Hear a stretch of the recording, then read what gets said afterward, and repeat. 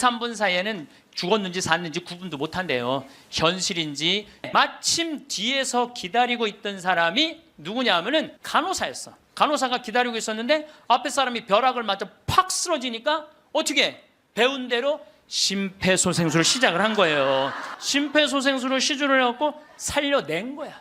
이게 육신을 살려내면 영혼이 아무리 천국에 가도 다시 돌아와야 된대, 육신으로. 그래서 세상에 돌아온 거예요.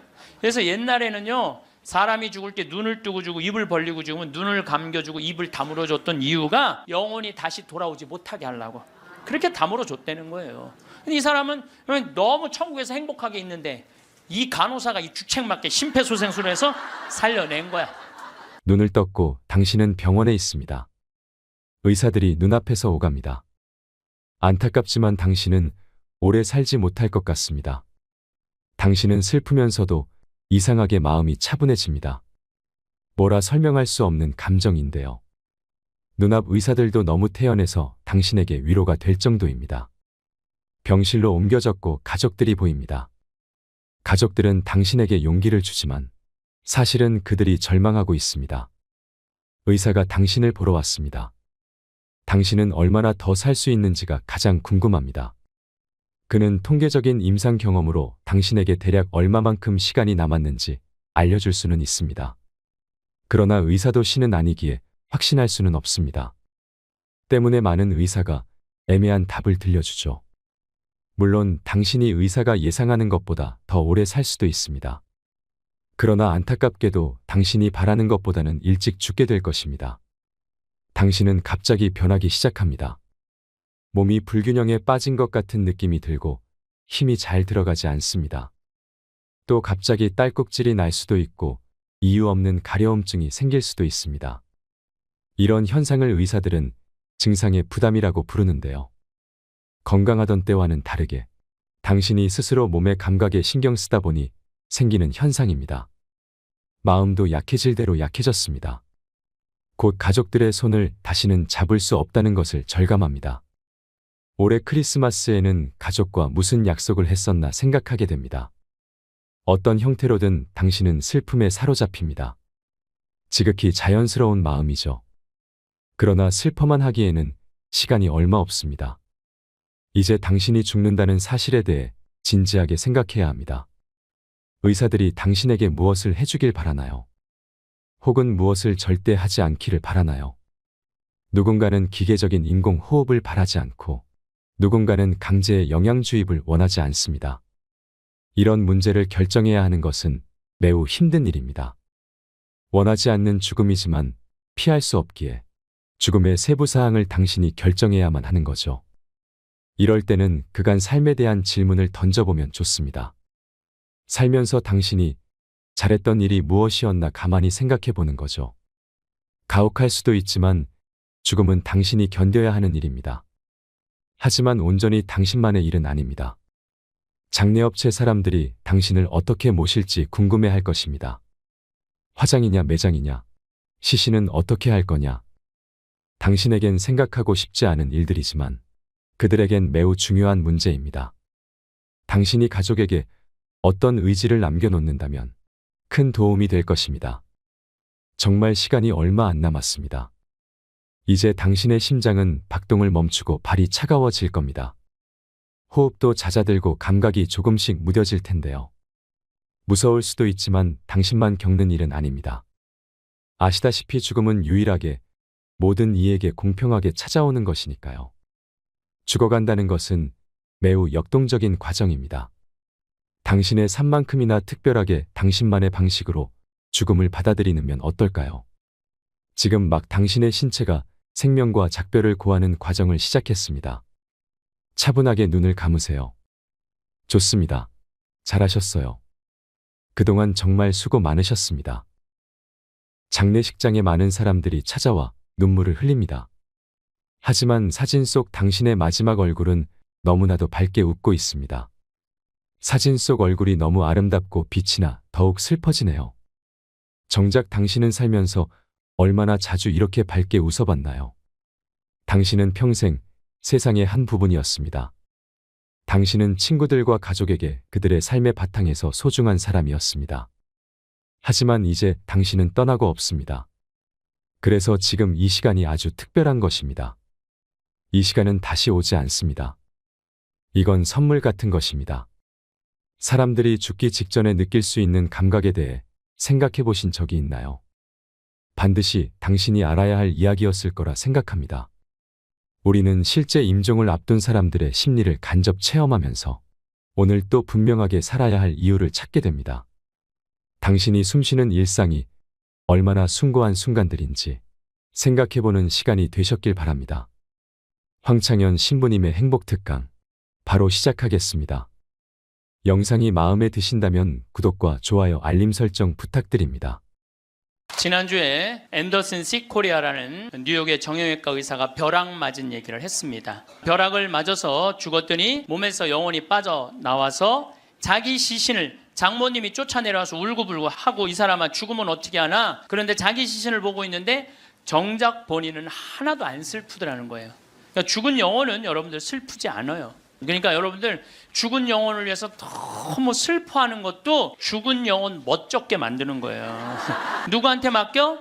하느님한테 맡겨야 돼요. 앤더슨 시 코리아라는 의사는 딱 영혼이 나왔을 때, 아, 내가 죽었구나, 내가 이제 떠날 때가 됐구나. 보통 2, 3분 사이에는 죽었는지 샀는지 구분도 못한대요. 현실인지. 그래서 이거를 미국에서는 NDE라고 Near Death Experience라고 그래요. 임사체험, 근사체험, 죽음체험이라고 그래요. 죽음의 선상에서 왔다 갔다 하는 거예요. 그래서 이제 아내하고 딸하고 마지막 작별을 해야 되겠다 생각을 하고 아내하고 딸이 있는 호텔로 걸어가려고 그러는데 걸어가지지가 않더래요. 여러분들, 죽은 영혼들이 처음으로 착각하는 게 육신이 아직도 있는 줄 안 되는 거예요. 육신은 이미 저기 누워있고 영혼만 나온 거예요. 그래서 육신이 있는 줄 알고 차가 지나가면은 차를 피하려고 막 그런다는 거예요. 육신도 없는데.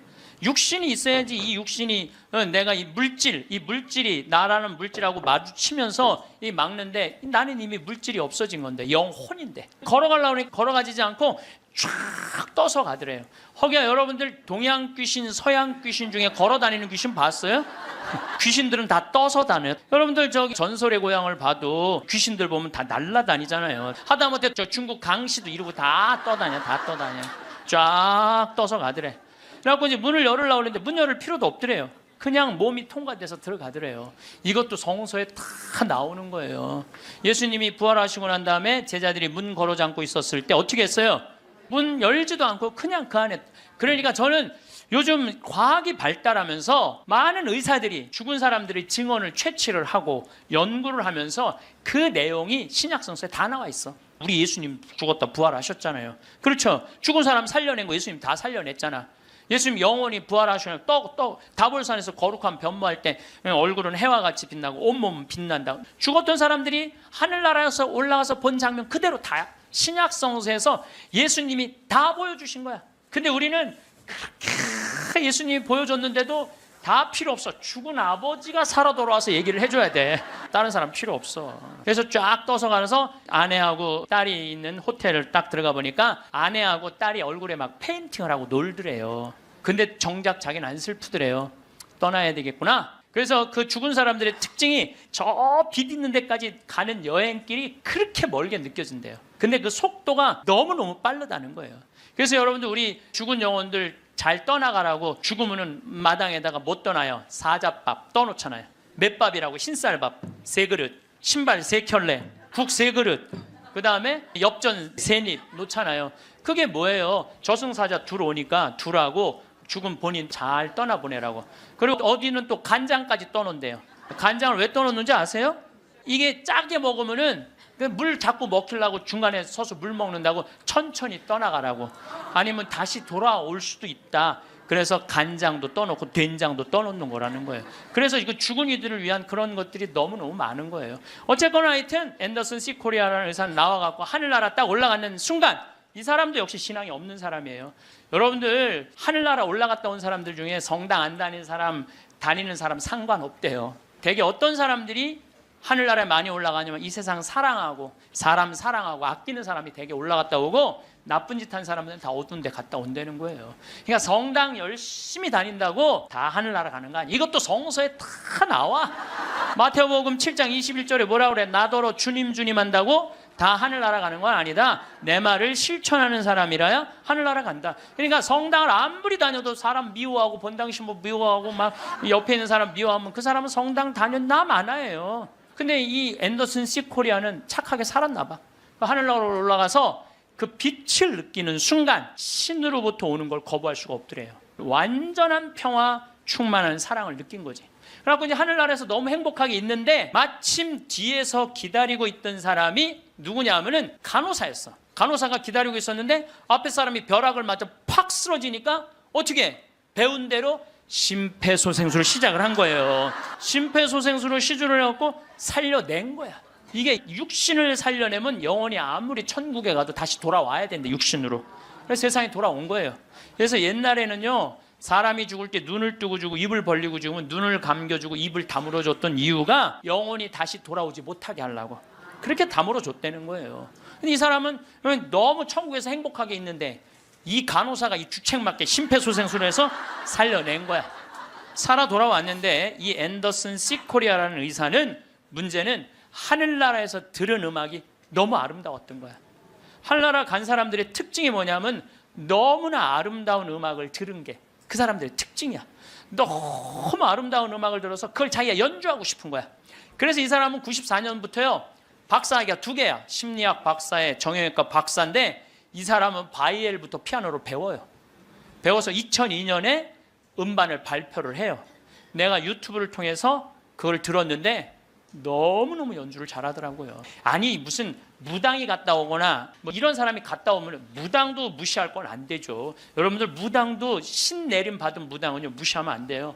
강신무들은요 무당 무시하면 안 돼요. 그 사람들은 뭔가 있는 거예요. 그들의 세계가 있는 거야. 이게 그냥 옛날에는 뭐 우리 교회만 나와 이게 아니야. 이제는 인간한테 있는 영적인 기운은요 그 상관없는 거예요. 어쨌거나 하여튼 이 사람 연주하는 걸 들어보니까 내가 너무너무 아름답더라고. 우리 가톨릭 안에도 벼락 맞아 죽은 사람 있죠. 95년 5월 5일 콜롬비아의 글로리아라는 치과 의사가 논문을 쓰다가 책 찾으러 이 사촌 여동생하고 가다가 벼락을 맞아 죽어요. 그 사촌 여동생은 그 자리에서 직사예요. 항상 신앙이 열심히 해갖고 목에 목걸이를 하는데 글리 들어가고 심장을 완전히 그냥 강탈을 해버려요. 그 자리에 죽어버려요. 그리고 이 글로리아라는 의사는 벼락을 맞았을 때 어떤 일이 벌어지느냐면 간이 다 타요. 간이 다 타고 신장도 다 타요. 난소도 다 타버려. 난소도 다 타버리고 이 젖꼭지로 번개가 나와요. 그래갖고 이 오른쪽 젖꼭지가 날아가버려요. 젖이. 그럼 완전히 다리도 다 타고 완전히 죽은 거죠. 근데 이 여동생이 그 병원에 또 의사였어.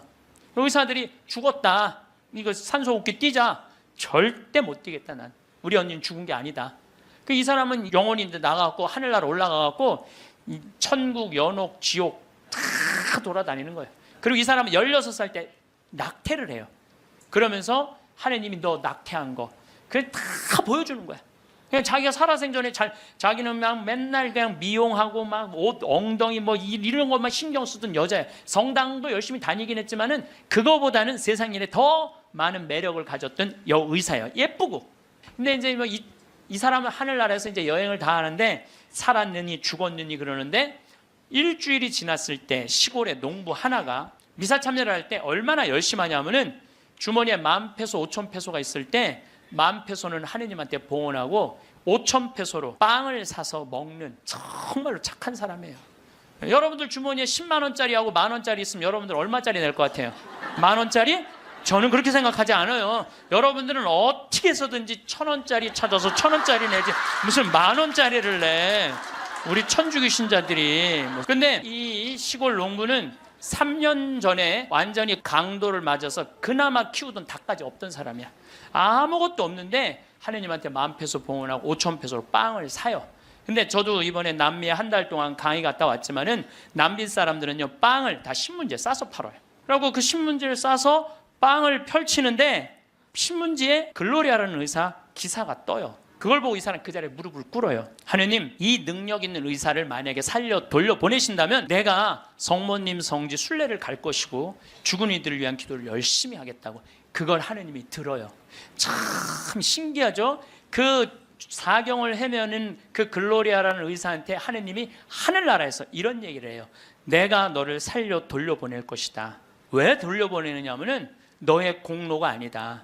이 시골의 농부, 너무 나를 따르고 사랑하는 이 농부가 너를 위해 간절하게 기도했기 때문에 내가 너를 살려 돌려보내는 것이다. 돌아가서 이 하늘나라에서 본 것을 증언을 해라.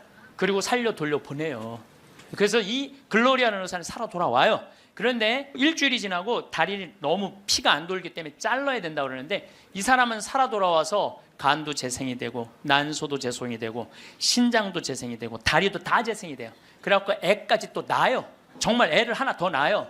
그리고 지금은 온 세계에 다니면서 자기가 벼락마저 죽고 난 다음에 살아 돌아와서 하늘나라 경험 얘기한 걸 다 얘기를 해주는 거예요. 여러분들 우리 죽은 이들을 위해서 기도하는 거 우리 가톨릭 교회 가장 아름다운 전통 중에 하나예요. 저는 이렇게 본당에 초상이 나면은 연도 바치러 꼭 갔어요. 연도를 바치러 내가 이제 저녁 한 8시나 9시쯤 가면은 그 연도꾼들이 꽉 차 있으면 기분이 너무너무 좋아. 교우들이 연도 바치러 주러 왔을 때 너무너무 기분이 좋아. 왜냐하면 여러분들 연도 바칠 때 뭐라 그래요? 성부, 성자, 성령, 이영혼 구원하여 주소서. 성모님, 요셉 성인 이영혼 구원하여 주소서. 모든 천사들 이름 부르면서 이영혼 구원하여 주소서. 베드로, 야고보, 요한, 안드레아, 베네딕토, 루시아, 아네스 이영혼 구해달라고 계속 성인들 이름 부르면서 구원해달라고 그러잖아요. 그럼 여러분들 생각을 해봐요. 우리가 이제 죽으면 하늘나라 올라가면은 하느님이 심판하지 않는다니까요. 베드로한테 맡겼잖아요. 베드로가 이제 천당 보낼지 연옥 보낼지 지옥 보낼지 결정할 거 아니야. 혼자 결정하지 않을 거예요. 수호천사 부르고 아까 성서에도 얘기했잖아요. 하늘의 천사가 너를 지켜보고 있을 것이다. 수호천사 부르고 수호 성인 부르고 연관된 성인들 다 불러서 천당 보낼 거냐 지옥 보낼 거냐 연옥 보낼 거냐 얘기를 할 거야. 근데 밑에서 계속 이름 불러대면 성인들이 회의하다 뭐라 그럴 것 같아요? 야 우리 이름 이렇게 불러대는데 웬만하면 올려보내자 그냥. 그게 바로 연도의 효과예요. 연도의 효과. 그래서 여러분들 본당에서 세상 떠나는 교우들이 연도 났다 그러면은 시간 내서 꼭 가서 술을 먹으라는 것도 아니고 그냥 잔치밥을 먹으라는 것도 아니에요. 그냥 여러분들 가서 연도 바쳐주는 거 최고의 선물이에요. 제가 지난 봄에 우리 교구에 젊은 신부님 엄마가 돌아가셔서 61에. 근데 그 엄마가 나 한참 병 모으고 비누 공장 할 때 많이 도와줬던 엄마야. 송탄 본당 자매님인데 내가 또 너무 우리 생태마을에서 그 아들은 지금 유학 가 있는데 우리 생태마을에서 같이 나오고 일도 많이 하고 그래서 내가 사순식에 인천교구에서 사순 피정을 해주고 저녁 주일날 밤 9시에 송탄 장례식장을 갔어요. 갔는데 사순식이면 신부들이 얼마나 피곤해. 하루 종일 성사 주고. 그런데도 그 9시에 그 엄마를 위해서 신부들이 30명이 모여 있더라고요. 다음 날은 물론 주교님이 월요일 날 장례 미사를 해 주시죠. 그런데 우리 수원교구는 신부님 부모님이 돌아가시면 주교님이 미사하기 전에 계속 매 시간 미사를 해요. 와서 그게 우리 신부들이 그 동기 신부들에 대한 예의야. 예의. 그래서 매 시간 그러니까 수백 명이 우리 수원교가 한 450명 되니까 수백 명이 와서 미사를 해주는 거야. 근데 그날도 내가 이제 마침 주례를 하게 돼갖고 미사를 주례를 하는데 하늘나라에서 회의하는 소리가 들리더라고요. 아니 진짜로 하늘나라에서 회의하는 소리가 들리더라니까요. 이번 분은 대단한 분인가 보다. 이거 신부들이 수백 명이 이렇게 미사를 봉헌하니 이번 분은 그냥 묻지도 따지지도 말고 올려보내라. 그래서 우리 신부 엄마는 묻지도 따지도 않고 천당 올라갔을 거예요. 분명히. 지난 봄에 또 내가 대국교구 교우들 위해서 토요일 날 강의를 갔어요. 그때도 1000명 이상 모였어요.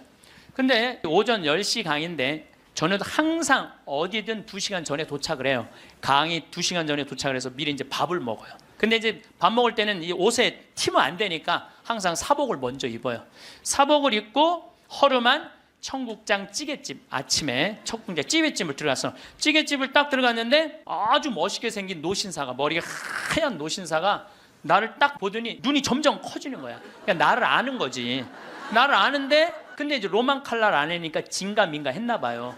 그렇다고 내가 가사 걷고 저는 황창현 신부입니다 이렇게 할 수가 있나. 그냥 아시는 걸로 끝나는 거죠. 그래서 앉아갖고 이제 그 노신사 먼저 밥이 나왔어요. 근데 밥을 독특하게 드시더라고. 밥이 나왔는데 밥 몇 숟갈을 한 몇 알을 떠더니 뚜껑에 딱 올려놓더니 잠깐 이러더니 밥을 먹기 시작하더라고. 독특하다. 저건 개신교법도 아닌데 독특한 우리 천주교법도 아니고. 그래서 이제 나도 이제 밥이 나와갖고 이제 난 이제 성호를 이제 긋고 이제 밥을 먹으려고 이제 사복을 입었어도 성호를 딱 끄니까 성호를 그니까 그때서 그 노신사가 이렇게 말하는 거예요. 혹시 황창현 신부님이시냐고? 그래서 나 황창현 신부 맞다고. 그랬더니 자기는 불자라는 거예요. 불자인데 신부님 행복 특강을 돈도 안 내고 너무 잘 본다는 거야. 어쩜 이렇게 젊은 신부가 모르는 게 없냐고. 자식들한테 한 푼도 주지 말고 다 쓰고 통장에 500만 원만 남기라는 말 너무너무 공감한다고, 너무 고맙다고 그러더라고요. 그래서 감사합니다. 그리고 이제 내가 그분이 불자라는 말을 들었을 때 밥을 왜 몇 알을 떠놓고 뚜껑에 올렸는지 알아요. 영혼밥 떠놓은 거예요. 영혼밥. 네, 아까 내가 사자밥 말씀드렸죠? 우리 죽으면 영혼들 떠나 보내듯이 여러분들, 우리도 밭에 나가고 일할 때 참 나오면 밥 몇 알 뿌리면서 뭐라 그래요? 이게요, 제가 아까 얘기했지만은 이게 영혼은 천주교 신자들만의 공유물은 아니에요. 모든 인간들이 죽어서 영원한 여행을 떠나는 거예요. 그 여행을 우리는 좀 안전한 동아줄을 떠나는 거고, 하느님 믿지 않는 사람은 어느 줄을 잡아야 되는지 모르고 떠나는 것 뿐이죠. 우리는 좋은 줄을 잡고 있는 거죠. 영혼밥 떠는 거죠. 그래갖고 이제 그 노신사는 이제 밥 먹고 갔어요. 나도 이제 밥을 다 먹고 계산을 하려고 그랬더니 아주머니가 아까 그 노신사가 밥값을 내고 갔다는 거예요. 내가 그때 깨달은 진리가 하나 있어요. 우리 천주교 신자들이요, 밥 먹을 때 반드시 성호를 긋고 먹어야 돼. 그래야지 뭔가 얻어먹는 게 있는 거예요. 여러분들, 성호를 거야지. 지난달에도 우리 생태마을의 부관장 신부들하고 내가 또 신학교 보낸 신부들하고 여행을 같이 갔어. 단풍 여행을 갔어. 단양이라는 곳을 갔는데 전심에 이제 신부들 꽤 많았죠. 능이버섯 찌개를 시켰어요. 우리들 많이 시켰어요. 그래서 이제 다 나왔고, 야 우리 기도하고 먹자 그랬더니 성호를 딱 긋는데 저쪽에서 아저씨 하나가 오더니 황 신부님이 있냐고 그러더라고요. 그렇다고 그러니까 자기 성당 안 다니는데 신부님 강의 너무 재밌게 보고 있다고, 밥값은 내가 내겠다고. 그래서 이 성호 걷는 게 진짜 중요해. 성호 걷는 게. 우리 천주교 신자들 영혼밥 떠나요 안 떠나요? 떠나요. 왜 안 떠나요? 여러분들 영혼밥 떠나요. 우리 식사 후 기도 때 뭐라 그래요? 전능하신 하나님, 베풀어 주신 모든 은혜 감사드리나이다. 주님의 이름은 찬미를 받으소서, 이제와 영원히 받으소서. 세상을 떠난 모든 교우들이 천재자비하심으로 평화의恩실 얻게 하소서. 이게 영어 기도문에 없어요. 내가 영어로 식사 전후 기도 하거든요. 없어요. 영어. 한국에만 있는 기도문이에요. 영혼들을 위한 기도. 참 좋은 기도문이에요. 그러니까 이게 연옥 영혼들이요, 다른 나라 사람들 천주교 신자들 밥 먹을 땐 쳐다도 안 봐. 근데 누구 밥 먹을 때만 기다려? 한국 천주교 신자들 밥 먹을 때만 기다리고 있는 거예요. 그 영혼밥 한번 얻어 먹어보려고. 근데 우리 천주교 신자들이 얼마나 못됐는 줄 알아요? 식사 전 기도는 해 그나마. 근데 식사 후 기도하는 신자가 거의 없어요. 그냥 일어나는 거야. 얼마나 영혼에서 황당하겠어요. 연옥에서. 여러분들 이제 식사 후 기도하세요. 꼭 하세요. 우리들이 항상 영혼들을 위해서 기도해야 돼. 또 묵주기도 끝에 뭐라 그래요? 예수의 우리 죄를 용서하시며 우리를 지옥불에 소구하시고 연옥 영혼을 돌보시며 가장 버림받은.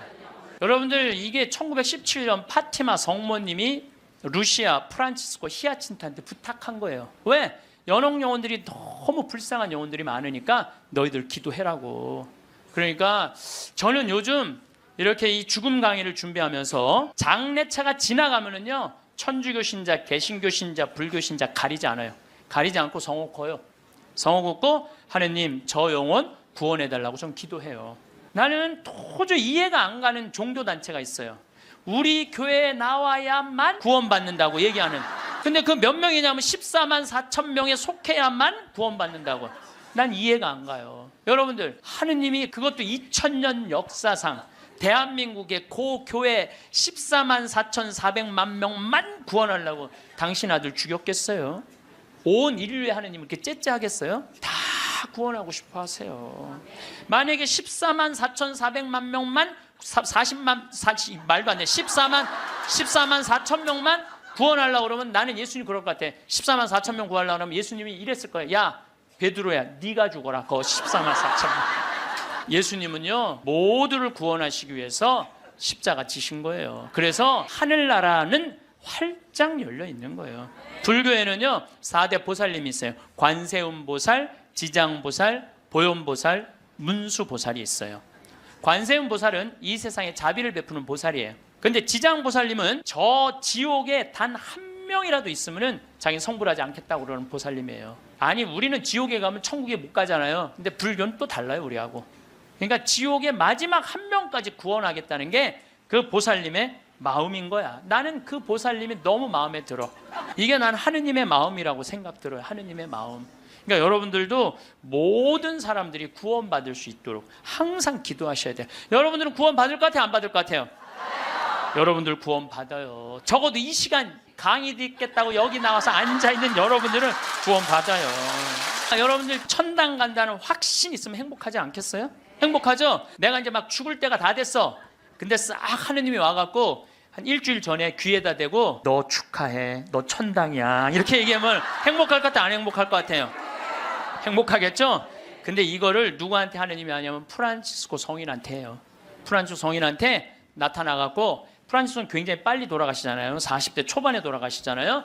하느님이 와서 너는 연옥의 벌을 면한다, 바로 천국이다. 그랬을 때 프란치스코 성인이 너무 행복하고 일주일 동안 밥을 안 먹었다는 거예요. 너무 행복해서. 나도 지금 하느님이 오늘 저녁에 와갖고 창현아 너 천당이야, 너. 우리 인사발령 신부들 인사발령 굉장히 기다려지거든요. 뭐 저야 뭐 평창에 있으니까 뭐 인사발령이 별로 없으니까. 그래도 신부들 인사발령 굉장히 기다려져. 그 인사발령 때 가고 싶은데 너 거기야라고 얘기하면 신부들이 얼마나 좋겠어요. 근데 우리 마지막 인사발령 너 천국이야. 마지막 인사발령. 근데 마지막 인사발령이 너 지옥이야. 그러면 어떻게 될 것 같아? 가슴이 철렁하죠. 여러분들은 구원 받으세요. 예수님은요 마테오복음에 지옥 얘기 그렇게 많이 안 하세요. 마테오복음에 천국 얘기는 37번 하고 지옥 얘기는 13번밖에 안 해요. 다른 복음에는 아예 지옥이 거의 없어요. 많이 나와요. 한두 번밖에 안 돼요. 그리고 나머진 한번 오늘 저녁에 집에 가서 성서 읽어보세요. 여러분들 눈이 확 뜨일 거야. 끊임없이 하늘나라 얘기를 해요. 끊임없이 기쁜 소식 얘기를 해요. 하늘나라, 하늘나라, 하늘나라. 내가 이만큼 하늘나라에 관련된 성서가 꽉 차 있어요. 그러니까 하느님이 주고 싶은 거는 뭐예요? 하늘나라예요. 예수님이 뭐하러 그렇게 십자가에 고통스럽게 돌아가셨겠어요? 우리한테 천국을 주기 위한 거예요. 요한복음 3장에 보면은 예수님이 니코데모하고 얘기할 때 이런 얘기를 해요. 믿는 사람은 누구나 사람의 아들 안에서 영원한 생명을 얻게 하려는 것이다. 하느님께서는 세상을 너무나 사랑하신 나머지 외아들을 내줬다고 그래. 이 내줄 때는 확실히 주는 거예요. 내주시어. 그를 믿는 사람은 누구나 멸망하지 않고 영원한 생명을 얻게 하셨다. 하느님께서 아들을 세상에 보내신 것은 세상을 심판하시려는 것이 아니라, 예수님이 한 말이에요. 하느님께서 아들을 세상에 보내신 것은 세상을 심판하시려는 것이 아니라 세상이 아들을 통하여 구원을 받게 하시려는 것이다. 참 쉽죠? 믿기만 하면 되는데 그게 이렇게 어려워? 믿기만 하는데 그게 그냥 천장 쳐다보고 있는 거야 없는 거야 이러고 앉아 있으니 참. 요한복음 5장 29절에도 선을 행한 이들은 부활하여 생명을 얻고 악을 저지른 자들은 부활하여 심판을 받을 것이다. 요한복음 5장 39절에 이런 얘기가 나와요. 너희는 성경에서 영원한 생명을 찾아 얻겠다는 생각으로 성경을 연구한다. 바로 그 성경이 나를 위하여 증언한다. 그런데도 너희는 나에게 와서 생명을 얻으려고 하지 않는다. 근데 왜 예수님은 우리한테 지옥 얘기를 가끔 하셨을까? 여러분들 자식들 이렇게 교육시킬 때 어떨 때는 좋은 얘기도 해주고 어떨 때는 혼내기도 하고 그러죠? 똑같은 거예요. 근데 혼낼 때도 여러분들 꼭 굳이 애를 그냥, 우리 어머니가 나 어렸을 때 너 정말 다리 밑에서 주워왔는데 진짜 너 다리 밑에 갖다 버린다? 이런 얘기 참 많이 하셨어요. 나는 원래 내가 고향이 다리 밑이 내 고향인 줄 알았어요. 하도 그런 얘기 많이 들어갔고. 근데 우리 어머니는 한 번도 다리 밑에 날 버리지 않으셨어요. 예수님도 똑같은 거예요. 아니 아버지가 자식 지옥 가기를 원하는 아버지가 어디 있어요? 그건 아버지가 아니지. 근데 우리는 하느님의 사랑을 많이 믿지를 못해요. 참 이렇게 의심하는지 몰라.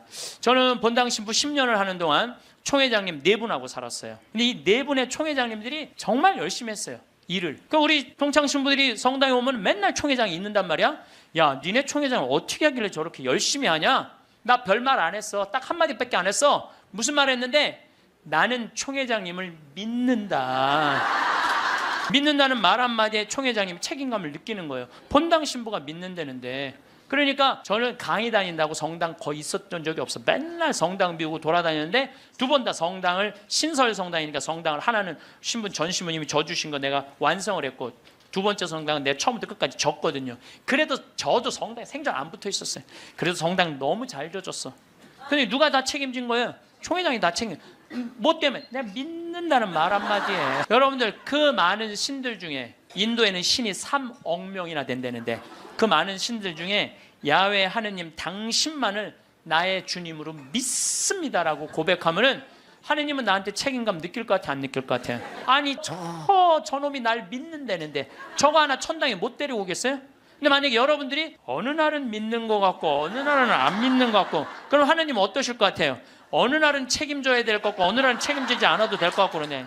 믿으려면 어떻게 믿어야 돼? 확실하게 믿어야 돼. 그리고요, 제가 예비자 교리 참 잊지 못하는 예비자가 하나 있었어. 6개월 동안 그렇게 예수님에 대해서 얘기하고 성경에 대해서 얘기하고 예수님 증언했는데 6개월 후에 교리 마지막 끝에 자 마지막으로 질문해 보십시오 그랬더니 딱 손을 들더니 신부님 솔직히 얘기해 달라는 거예요.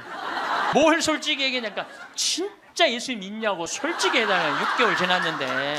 자, 여러분들도 저한테 그렇게 물어보고 신부님 솔직히 한번 얘기해 보라고. 예수님 믿느냐고. 내가 이스라엘 다녀오고 과달루페 가고 파티마 가고 루르도 가고 또 수많은 사제생활 23년 하면서 수많은 신앙 체험하고 나도 신앙 체험하면서 내가 느낀 게 있어요. 내가 확실하게 나한테 물으면 내가 얘기할게. 하느님 확실하게 살아계셔.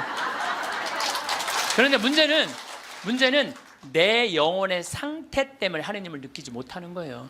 하느님은 그냥 계셔. 근데 내 이놈의 영혼이 왔다 갔다 하는 거지. 하느님이 있다 없다 하는 게 아니야. 내 마음 안에 신앙이 있다 없다 하는 거지. 하느님은 그냥 그대로 그 자리에 계셔. 내가 깨어서 기도하고 주님을 끊임없이 찾고 주님께 찬양을 드리고 감사를 드리면요, 주님은 응답해 주세요. 근데 혼자 그냥 방구석에 갖고 있는 거야 없는 거야 이러면은요, 아무리 대답해 주고 싶어도 방구석에서 나와야지.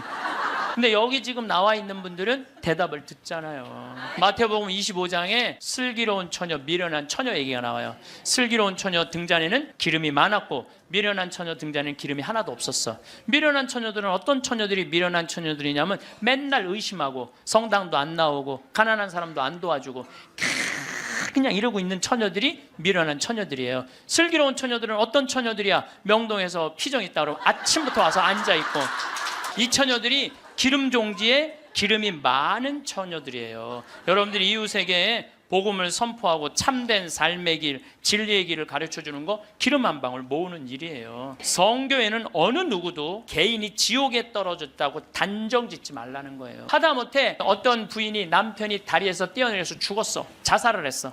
너무 슬퍼. 매일매일 우는 거야. 내가 이건 정말 책에서 내가 읽은 거예요. 요한 마리 비안네 신부님한테 찾아간 거예요. 신부님, 천주교에선 자살하면은 지옥에 간다는데 우리 남편은 다리에서 뛰어내려 죽었는데 어떻게 하면 좋으냐고.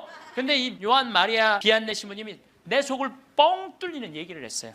그 신부님이 뭐라고 그랬냐면 그 부인한테 걱정하지 마라. 당신 남편 지옥 안 갔다.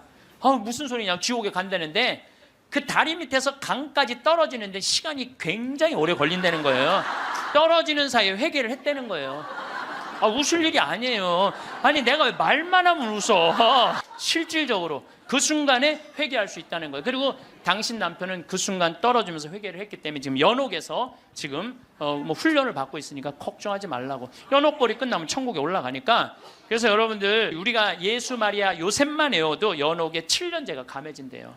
예수 마리아 요셉 누구 불쌍한 영혼들 기억하여 주소서. 3종 기도만 해도 10년을 감해진다는 거예요. 3년 기도. 그러니까 식사 후 기도, 예수 마리아 요셉 3종 기도 얼마나 좋아요. 밥 먹을 때 그냥 하면 되는데 그게 그렇게 힘들어? 아니 나는 우리 부관장 신부하고 아예 식탁에다 3종 기도 이렇게 써놔요. 그럼 써놔갖고 부활 3종 기도 그때 가면 또 까먹잖아. 부활 3종 기도. 그래서 영어로도 한 번 하고 우리나라 말로도 한 번 하고 그래 좋더라고요. 3종 기도 하는 거. 식사 후 기도는 반드시 하고. 근데 어떨 때는 나 식사 후 기도 벌써 일어나서 가는 신자들 태반이야. 나는 전능하신 하느님 벌써 가. 세상을 떠난 모든 교우들이 천지자비하시고 평안히 아직도 한참 남았는데 그러지 말라는 거예요. 1991년 팸 레이놀즈라는 이 가수는 미국의 가수인데 작곡가 겸 가수인데 심한 뇌동맥류가 걸려요. 이 수술은 굉장히 위험한 수술이에요. 왜냐하면 이 사람을 수술하면 뇌에 있는 피를 다 빼야 돼. 뇌에 있는 피를 다 빼고 심실 정지, 심장을 정지시켜야 돼. 그러니까 사실은 죽이는 거예요. 죽였다가 다시 살리는 수술이야. 그런데 이 사람이 97년에 수술을 해. 애리조나 대학에서. 이때 지금은 죽음 이후의 세계에 대한 연구가 미국이 너무 많이 해요. 100개 대학에서 연구를 하고 있어요. 지금 우리나라만 지금 죽음 이후에 대한 관심이 없지, 미국엔요 그런 책, 뭐 애프터 라이프, 뭐 죽음 이후의 세계, 뭐 너무너무 책이 많아요. 뭐 영어로 된 책 내가 미국에 가서 이 강의하니까 엄청나게 선물을 하더라고요. 어쨌든 이 팸 레이놀즈가 수술할 때는 의사들이 완전히 죽이는 수술이니까 저 사람이 진짜 영혼이 빠져나오느냐 그거 참관을 해요. 근데 여러분들, 이 사람은 뇌에 피를 빼고 심장을 전지시키고 완전 마취를 하고 수술하는 거예요. 여러분들 마취 수술 해봤던 경험이 있으세요? 나도 20년 전에 맹장 수술할 때 마취를 했는데 한심하더라고요. 내가 신부님 마취 들어갑니다 그런데 그게 뭐라고 딱 들어갔는데 아무 생각이 안 나는 거야.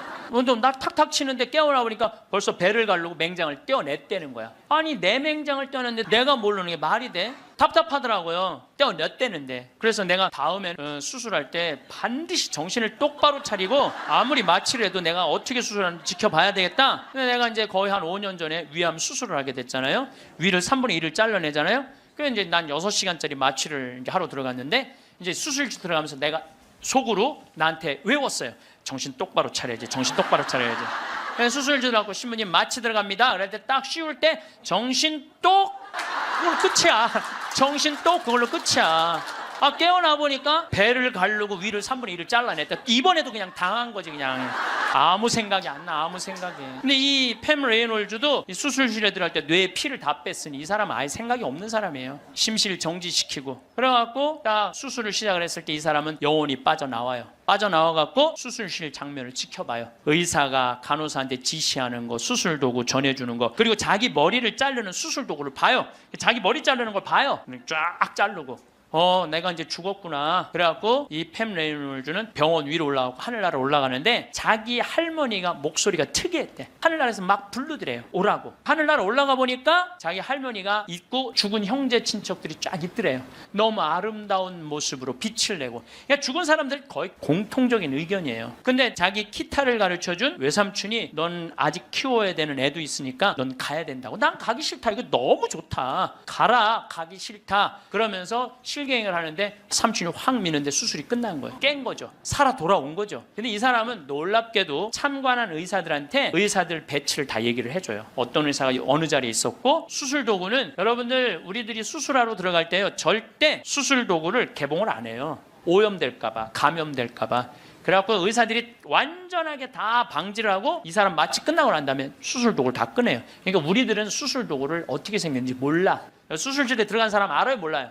모르죠? 근데 자기 머리 자른 거 전동기 칫솔같이 생긴 것까지 다 설명을 하는 거야. 너무너무 놀라운 거죠. 여러분들 이런 연구를요 하버드 대학, 예일 대학, 세계 최고의 대학들이 연구를 하는 거예요. 그냥 내가 무슨 뭐 무당하고 만나갖고 그냥 대충 얘기하는 게, 짜고 얘기하는 게 아니고 이건 뭐 논문으로 나오는 내용들을 여러분들한테 전해주는 거예요. 여러분들은 바쁘니까 책 읽을 시간이 없잖아. 내가 대신 읽어갖고 다 지금 전해주는 거예요. 미키라는 시각장애자, 앞이 안 보이는 사람인데 이 미키는 18살, 우리나라는 20살인데 교통사고로 죽어요.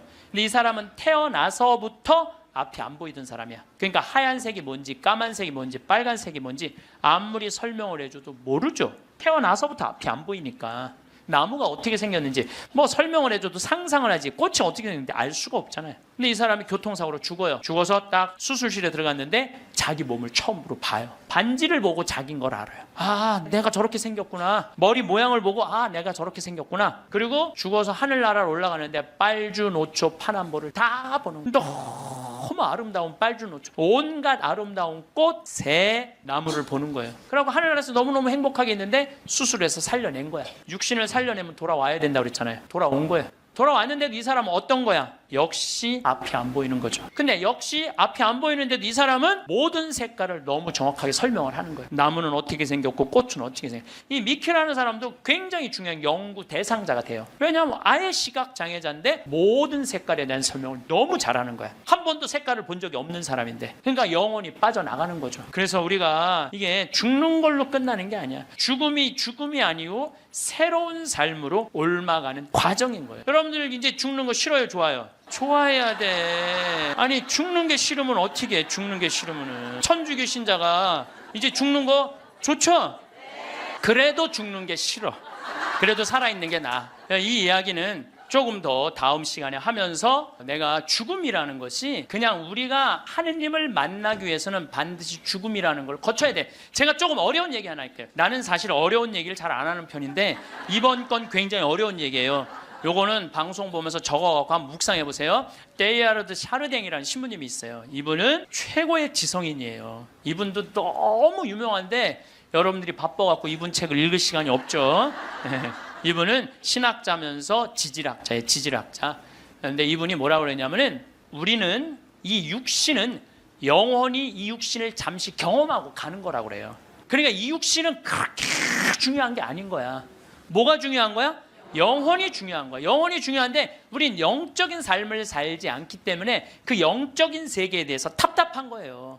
그러니까 너무 육신에 매달리는 거, 육신의 관계에 매달릴 때 영혼의 그 영적인 세계가 죽는 거예요. 그래서 여러분들 기도하는 시간 자주 가지시고 이런 피정 시간 자주 가지시고 그럴 때 영혼의 눈이 뜨일 때 내가 쓰고 있는 육신이 언젠가 떠나야 되는 육신이라는 걸 깨닫게 될 때 삶의 지혜는요 엄청나게 바뀔 거예요. 자, 여러분들 마침 기도로 그 유명한 천상병 시인의 귀천 하늘로 간다. 우리는 언젠가 하늘나라로 가잖아요. 그거 기도 바치겠습니다. 귀천 나 하늘로 돌아가리라.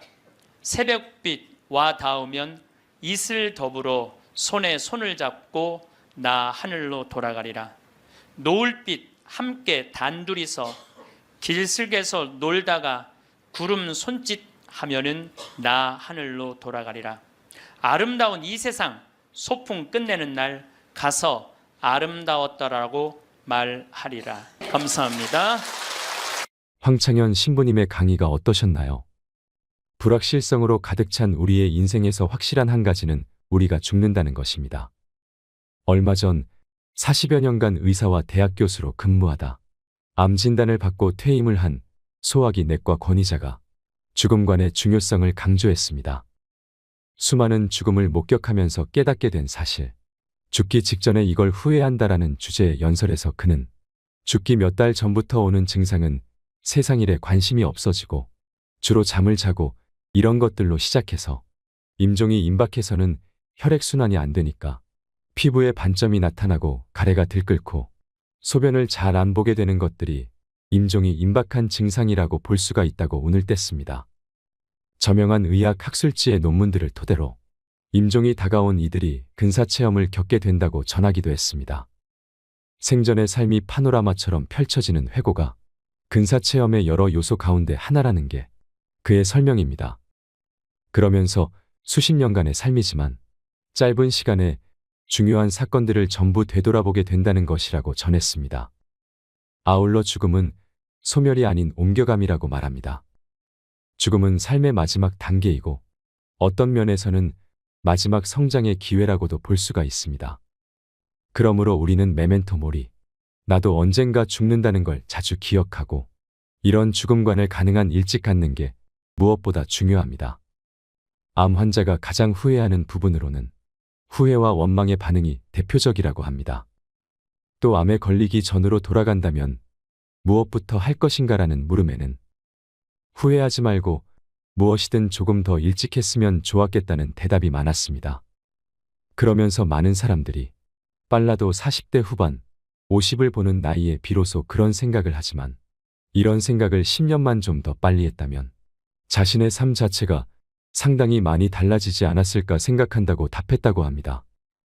나는 어떻게 죽음을 맞이할 건지 우리는 건강할 때부터 생각해봐야 합니다. 병이 없을 때 건강할 때 유언장을 쓴다든가 사전연명의료의향서를 작성해봐야 됩니다.